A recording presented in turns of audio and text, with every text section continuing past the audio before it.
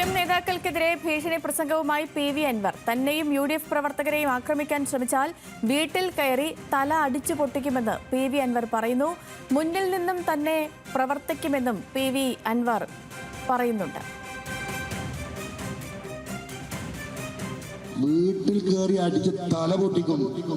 തടിക്ക് ബോധമുണ്ടായിക്കൊള്ളണം. അതിനൊരു തർക്കമില്ല. നിങ്ങൾ ആക്രമിച്ച് ഒരുപാട് ആളുകളെ ആക്രമിച്ച് കീഴ്പ്പെടുത്തിയിട്ടുണ്ട്. ഇവിടെ ഞങ്ങൾ തലക്ക് അടിക്കുള്ളൂ. മനസ്സിലായോ? ഇതിനു വേണ്ടി ഇവരെ പറഞ്ഞു വിടുന്ന തലകളുണ്ടല്ലോ, അത്ര മാത്രമേ എനിക്കതിനെ സൂചിപ്പിക്കാനുള്ളൂ.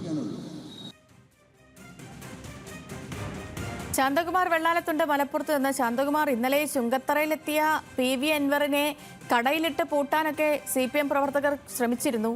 ഇതിന്റെയൊക്കെ പ്രതിഷേധമാണോ ഈ ഒരു ഭീഷണിയിലൂടെ പുറത്തു വന്നത്?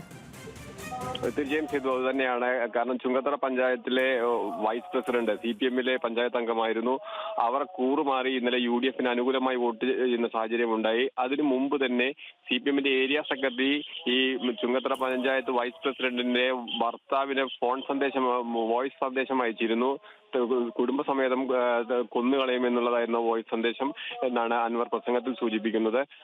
അത്തരം ഭീഷണിപ്പെടുത്തലുകളുമായി മുന്നോട്ട് വന്നു കഴിഞ്ഞിട്ടുണ്ടെങ്കിൽ ഭീഷണിപ്പെടുത്താൻ മുന്നോട്ട് വരുന്ന, അതിന് നേതൃത്വം കൊടുത്ത പറഞ്ഞയച്ച ആൾക്കാരെ വന്ന് തല വെട്ടിക്കളയുമെന്നാണ് കടുത്ത ഭാഷയിൽ തന്നെ ഇപ്പോൾ PV അൻവറിന്റെ നേതൃത്വം ഭീഷണി മുഴക്കുന്നത്. അത് ഏറ്റവും ശ്രദ്ധേയമായത് ഇന്നലെ UDF-ന്റെ രാഷ്ട്രീയ വിശദീകരണ പൊതുയോഗത്തിലാണ് PV അൻവർ ഇത്തരം ഒരു ഭീഷണി പ്രസംഗം നടത്തിയിരിക്കുന്നതെന്നാണ് ഏറ്റവും പ്രധാനപ്പെട്ടത്.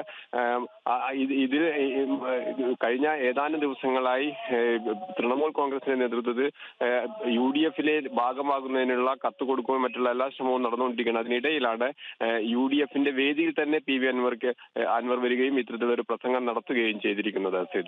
ശരി ശരി ശാന്തകുമാർ വെള്ളാലത്താണ് വിവരങ്ങൾ നൽകിയത് PV അൻവറിന്റെ ഭീഷണി പ്രസംഗവുമായി ബന്ധപ്പെട്ട്.